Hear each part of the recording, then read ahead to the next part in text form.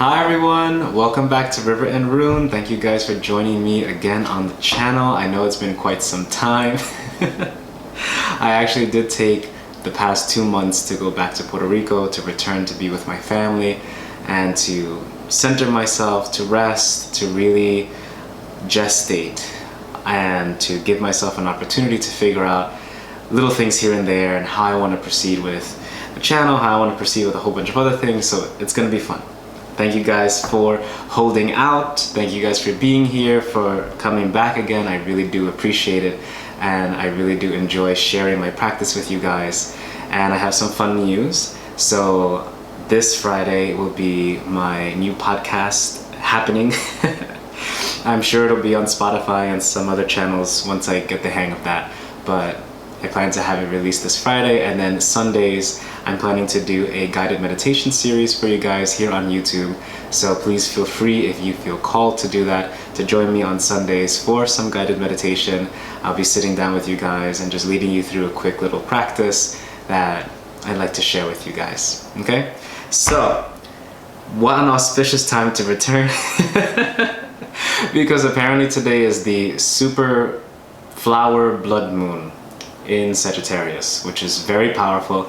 It is the beginning of the eclipse season for this year, and eclipses are times where the conjunction between the sun and the moon create a coalescence between our soul principle and our emotional principle, right? So oftentimes that time of the eclipse is a period of opportunity to release certain practices, certain ideologies, certain modalities of identity that no longer serve us, that prevent us from accessing the things that we really want to access in our lives. The most beautiful thing about this particular blood moon is that this lunar eclipse is connected to supermoon. So again, depending on the orbit of the moon, it's going to be feeling a little bit closer to Earth. It's going to look a little bit bigger, which is always an amplification of its energy, especially of its gravitational pull.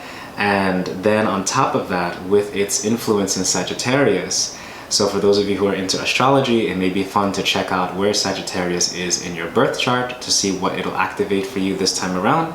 You could also check your position of Jupiter, because Sagittarius is ruled by Jupiter, and Jupiter's energy is very expansive. So this particular blood moon is really inviting us to release all of the patterns and all of the things that we no longer need, that prevent us from expanding, that prevent us from moving forward in that manner to receive our blessings. It can also be a little bit of a challenge for many of us to affirm our boundaries, because the negative polarity, or I would say the opposite, or the shifted polarity of that Jupiter energy is a lack of boundaries, which can be beneficial in some ways and can be detrimental in others.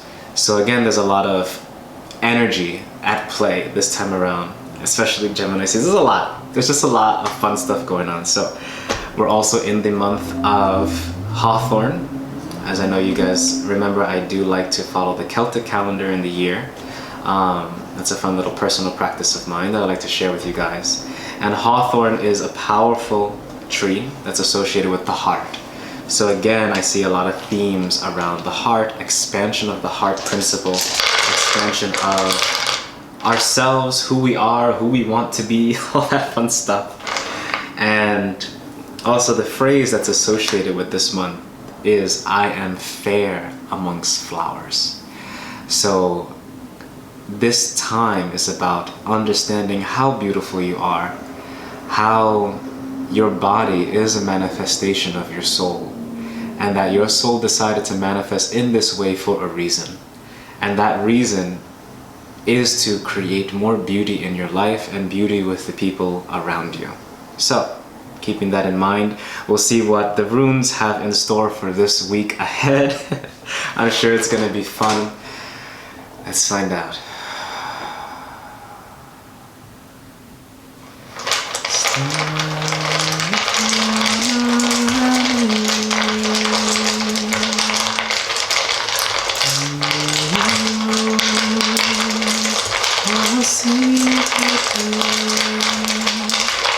And the far past and by, has come in the night.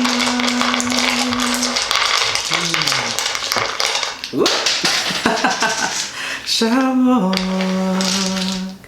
the hidden paths that run for sun and moon, moon, star, the sun. Oh, Freya, won't you guide my way? Yee! All right. So a lot of fun stuff. A lot of interesting things. For many of us, I feel like we have felt the constriction of the chrysalis. We have felt this, there may be for some of us this feeling of restlessness, or this feeling of, when is it my turn? Or when am I gonna, like, I feel like I want to expand, but when is it gonna happen? There's a lot of hope. There's a lot of blessings waiting on the horizon for many of us, for all of us watching, and for all of us who aren't watching. But I do feel like this expansiveness, and I felt as I was singing the song to bring in the energies, this restless desire to burst out of the chrysalis, which is interesting and very powerful, because I feel like with things easing up here in the States regarding restrictions about being outside and things, and with the summer coming and this fullness of Jupiter's energy in Pisces and this energy of movement forward, of expansiveness that we've been talking about, it feels very much like that. Now, for those of you who do know, who are frequented the channel, you know what the deal is. For those of you who are new, we start in the center, ripple out into the further reaches of time, right? So starting in the center, we have 2 blank runes. Now I usually don't read the blank runes, as you guys know, but for some reason I feel drawn to this potential energy that many of us have right now. There's a lot of potential. So whatever that idea is that you have, whatever that business idea, whatever that writing idea, whatever that class idea that you want to do, that language you want to study, whatever it may be, whatever that thing is, that trip you want to take, of course, if it's safe enough for you to do so, and with the guidance of, you know, the CDC and all that stuff, and all that fun stuff, as long as you keep yourself safe and others, that travel, that energy, this whatever this thing that you're thinking of, that potential is waiting for you. There's a kernel there that wants to open, and that wants to flourish, and that wants to burst forth and say, I am fair among flowers. I am the fairest amongst the lilies, which is a beautiful line, I believe, from the Bible, one of the songs of David, which came to mind. So from there, I'm going to ripple outward, and I'm really drawn first to these 3 on the side, and then we'll go to the rest. So first we have Dagas. And for those of you who know this rune, this is the rune of the sun, of day, of enlightenment. This is something that you cannot stop. You cannot stop the sun rising in your sky. And so there's some revelations that have been coming for us this week. Wouldn't be surprised if today or the past 2 days or 2 or 3 days, there's been a lot of revelations around yourself, around your identity, around your desires, your passions, perhaps certain revelations that may have been a little bit surprising, or have put a different perspective on some of your practices, on some of your life, and or certain parts of your life, or areas of your life. And the next rune here we have is Manas. And I love this rune because Manas is about mankind. It's about our connection to our community, to others, to ourself. So this revelation, this Dagas, feels to me like there has been revelations about the self, about who we are, about what we want to do, and who we know that we are becoming. And I feel like for many of us, this has been a homecoming. It almost feels like, even though it may have been a surprise, there is this this feeling of, okay, but I knew that. Or, yes, I felt that before, right? Then we have Kenos here. Kenos is energy of the fire, of the torch, of walking forward into our expansive horizon. So whatever passion has been ignited from this revelation, I feel for the next 2 days, you guys, 2-3 days, are going to be feeling very creative. And I do hope that you lean into that. Allow yourself to be creative. Allow yourself to experience that creativity in other ways than you may expect from yourself. Because oftentimes we may expect our creativity to be a certain kind of creativity. Like we expect it to be writing, or we expect it to be our creative practice, whether it's weaving or something like that, right? But don't be surprised if the creativity comes in different ways. A new creative way of engaging with people, a new creative way in engaging with yourself. Perhaps you feel inclined to change your space, to make it look different, to explore a different desire that you may have had. Whatever that is, follow that passion. And then I feel drawn to go around for some reason, so we're gonna continue. So over the weekend, I wouldn't be surprised if there will be a beautiful exchange. Gebo. Gebo is the gift, right? There will be a beautiful exchange over the weekend. Perhaps you'll be sitting down with a good friend that you haven't seen for some time. Or perhaps you may get an unexpected call from a family member. Or perhaps you may have an unexpected windfall. Who knows? Something may happen unexpectedly where you receive a good gift in your life. There's blessings coming. And I think the small blessing that we will receive over the weekend will be a nice marker as to just the beginning or just the start of the many blessings that are to come.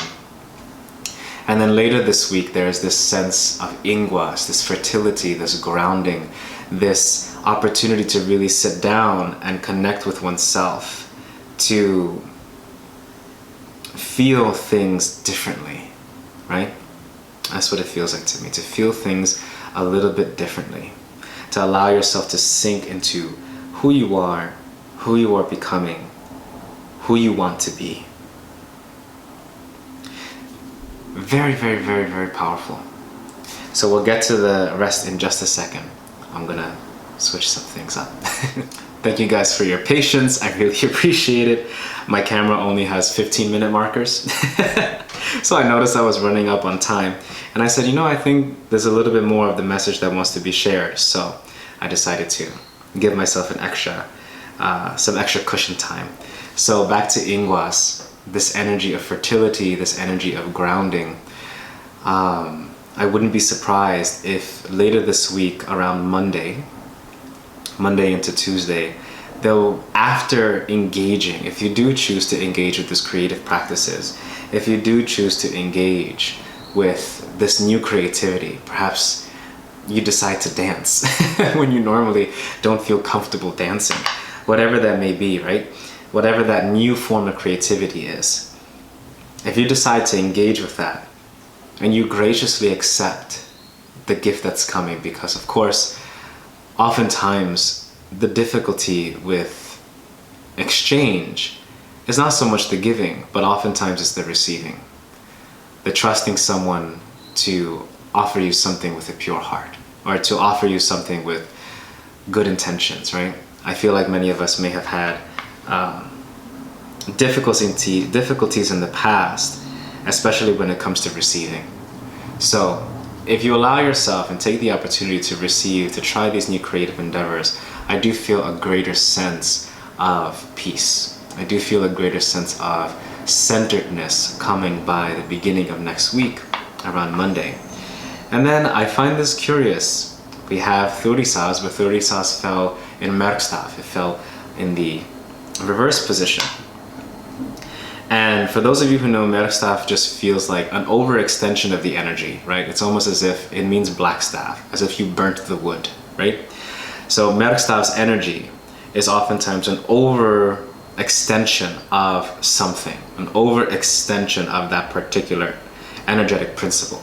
Thurisaz being the masculine energy. So I wouldn't be surprised that by next week into that Monday, with that centered groundedness, that perhaps we may have overextended ourselves in the past week with all of this passion and all of this desire and all of these new creative endeavors. So when the week begins on next week begins on Monday and Tuesday, and that energy or that days, allow yourself the opportunity to rest, to pull back, to give yourself that chance to release the electric principle that you have been focusing on this past week. And then I feel drawn to talk about some of the runes that fell on the sides. So we have Berkano. There's a great amount of blessings coming. It fell on the outside of the rune table, so I usually take that as potential energy that's waiting for us on the other side of the reading, right? And then we have Ewas, which to me always represents a doorway, a passageway, a threshold from one stage of life to the next. So there's a lot of transformation coming, and of course next week we are edging into the new month of June. So June is going to be a very transformative month for many of us here, which I'm very excited about. So I think that's all the runes have to say for this week. I hope you guys enjoyed it. I am very grateful for you being here, for granting me the opportunity and the time that we shared together to share my practice with you, to enjoy some time together. I really do appreciate it, and I appreciate you being here and taking the opportunity to stick around for a little bit, share some time. Of course, I'm excited to share more of my thoughts on the podcast coming out this Friday. I'll let you guys know when that is released. You can check that out on Instagram, on River and Rune. It's going to be fun. And also for the meditation videos that I'll be doing on Sundays. First Sunday will be this Sunday coming up, which I'm very excited about. So I'll see you guys on those things if you feel called to. Again, this was a general reading, so whatever resonates, I'm glad it did. If it doesn't, don't worry. Let it go into the wind. And thank you guys. Much love, many blessings, and I'll see you next week on River and Rune. Bye everyone.